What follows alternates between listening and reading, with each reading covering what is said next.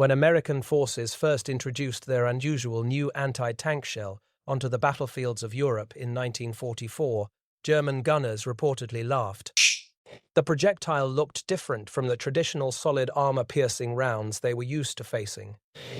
It lacked the long, sleek profile of standard penetrators, and instead featured a peculiar cap and internal design that seemed almost experimental. To the seasoned crews of Germany's feared heavy tank, the Tiger I, this strange American round appeared unimpressive.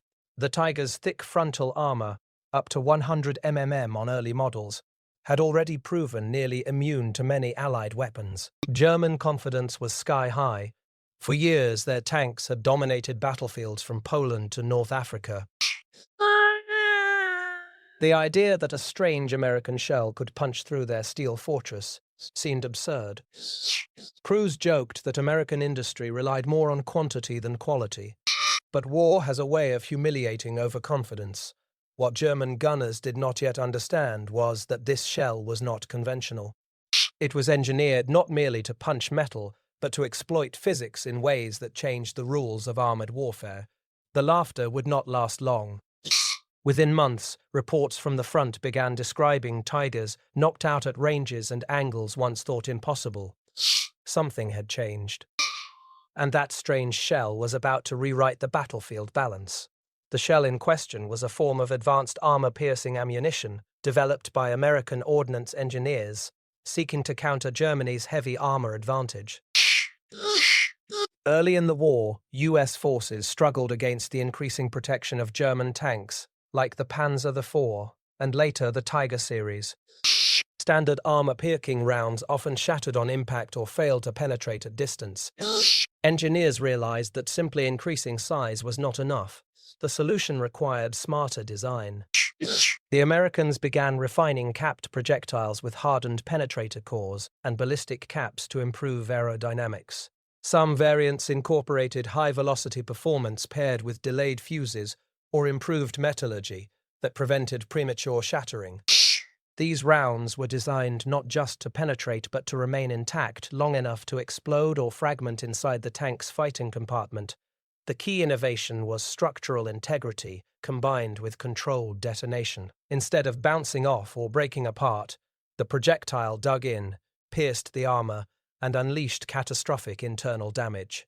German crews soon discovered that even when the exterior of a Tiger appeared intact, the inside could be transformed into a lethal storm of shrapnel and spalling steel fragments. The strange shell was strange only because it represented a leap forward in materials science and ballistic engineering. And on the battlefield, that difference proved deadly. One of the primary platforms firing these new shells was the American M4 Sherman, a tank often criticized for its thinner armor compared to German heavies. Early Shermans armed with the 75 mm gun struggled against Tigers in frontal engagements, but as improved ammunition became available, particularly high-velocity armor-piercing variants, the equation shifted. The 76 mm armed Shermans, using enhanced rounds, gained significantly improved penetration capability. American crews were trained not only to rely on firepower, but also mobility and coordination. They maneuvered for side shots, used terrain effectively, and fired in coordinated groups. When a capped armor-piercing shell struck the side armor of a Tiger, the results were devastating. The projectile could pierce the steel plate and detonate within, igniting ammunition and fuel. German crews began reporting sudden internal explosions without warning. Hatches blew open, turrets jammed, entire crews were incapacitated instantly. The myth of invulnerability surrounding the Tiger began to crack. While the Sherman still required tactical skill to survive, its new ammunition gave it teeth sharp enough to threaten even Germany's most feared machines. The battlefield was no longer a one-sided duel of armor thickness. It had become a contest of engineering innovation and tactical adaptation. German tank doctrine had long emphasized armor superiority and long-range gunnery. The Tiger's powerful 88 mm gun could destroy Allied tanks at distances exceeding 1,500 meters under favorable conditions. Crews trusted their frontal armor and preferred head-on engagements. American forces adapted. The improved shell's performance at medium ranges forced Tigers into uncomfortable positions. Reports from Normandy and later the Ardennes described instances where Shermans achieved penetrations at angles once considered safe. Engineers understood that armor effectiveness depends not only on thickness, but on impact velocity and projectile integrity. The American shells retained velocity better due to improved ballistic caps. Upon impact, hardened caps prevented shattering. Once inside, explosive fillers amplified destruction. German confidence began eroding. Crews who once mocked American equipment now reinforced their training with greater caution. Tactical manuals were updated to warn of increased Allied penetration capability. The psychological impact was just as significant as the physical damage. The aura of technological superiority that had protected German morale since 1941 was beginning to fade. The strange shell was no longer a curiosity. It was a threat. The turning point came during sustained operations in Western Europe in 1944. As American industry ramped up production, improved ammunition became more widely available. Mass production combined with innovation proved overwhelming. Even if a Tiger could destroy multiple Shermans, replacements and fresh ammunition kept coming. American logistics ensured steady supply lines, while German fuel shortages and mechanical breakdowns limited mobility. The strange shell symbolized something larger: industrial adaptability.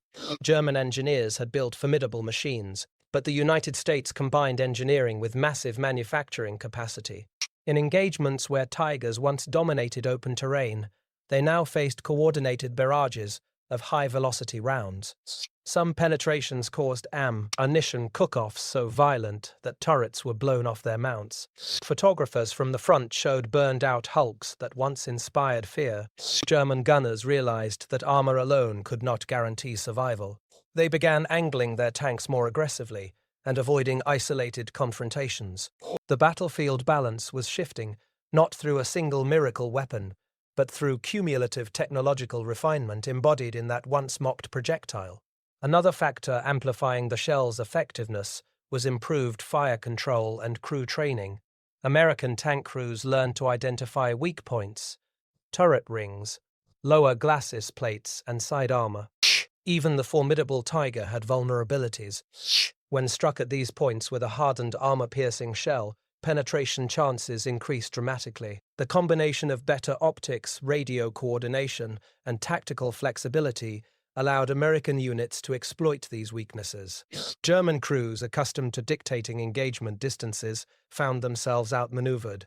The strange shell became particularly feared in close-range combat within towns and hedgerows. At reduced distances, velocity remained high, maximizing penetration potential.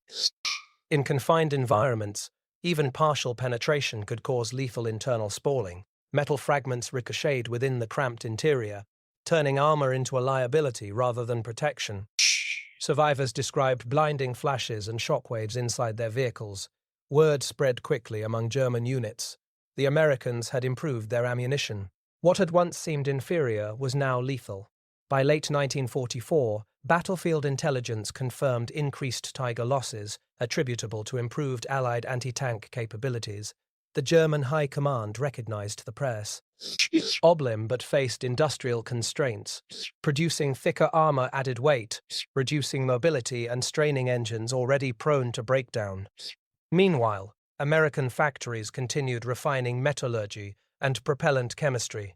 The strange shell's success lay in balance, penetration, stability, and internal damage. It represented an evolutionary step, rather than a radical redesign. German crews began using camouflage and defensive positioning more cautiously. The once dominant heavy tank now required careful support and reconnaissance. The psychological shift was unmistakable. Fear had changed sides. Combat accounts from the Battle of the Bulge highlighted this transformation. In freezing forests, Shermans armed with 76 mm guns and advanced armor-piercing rounds engaged Tigers under harsh conditions. Snow and fog limited long-range duels, forcing closer encounters. Here, the improved shell demonstrated its true potential. At shorter ranges, even angled armor could be compromised. American crews, fighting defensively, used hull-down positions to minimize exposure while firing repeatedly at vulnerable sections. Several Tigers were knocked out in rapid succession. German gunners who once mocked American shells now treated every incoming round as potentially fatal. It is important to note that the strange shell did not make the Sherman superior in every scenario. The Tiger remained dangerous, and frontal engagements at long range still favored the German gun. However, warfare is rarely fought under ideal conditions. Rain, weather, supply, and coordination all matter. The American shell narrowed the technological gap enough to allow tactical ingenuity to prevail. That narrowing was decisive. When engineering reduces disadvantage, morale follows.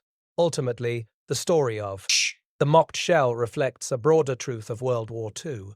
Adaptability often defeats rigidity. Germany introduced formidable armored vehicles early in the war, but adapting to countermeasures proved increasingly difficult as resources dwindled. The United States, by contrast, leveraged research, testing, and industrial might to refine its weapons continuously. The strange shell embodied that philosophy, iterative improvement driven by battlefield feedback. Tank warfare is as much about survivability as firepower. When German crews realized their armor could no longer guarantee protection, tactical conservatism replaced bold aggression. Commanders hesitated before committing heavy tanks without infantry and artillery support. The aura of invulnerability had been shattered, literally and figuratively. By early 1945, Allied forces were pushing into Germany itself. Encounters with Tigers and other heavy armor continued, but the balance had changed irreversibly. Improved ammunition, combined with air superiority and artillery coordination, left German armored units increasingly isolated. The strange shell was now standard issue, no longer experimental. Historians often debate whether the Tiger was over-engineered or simply outproduced. The truth lies somewhere in between. It was a formidable machine, but technological evolution does not pause. The American shell demonstrated that armor thickness alone cannot outpace innovation indefinitely. In the end, German gunners stopped laughing. Battlefield reports replaced mockery with caution. The once strange projectile had proven its worth through shattered steel and burning wreckage. Its success underscored the importance of materials science, ballistics, and adaptive doctrine. The story stands as a reminder that in war, assumptio, plans can be fatal. What appears inferior may conceal revolutionary design. The American shell did not look dramatic or futuristic. Yet it altered the calculus of armored warfare. And for the crews of the Tiger who once dismissed it, the lesson came too late. Delivered at high velocity, in a flash of fire and steel,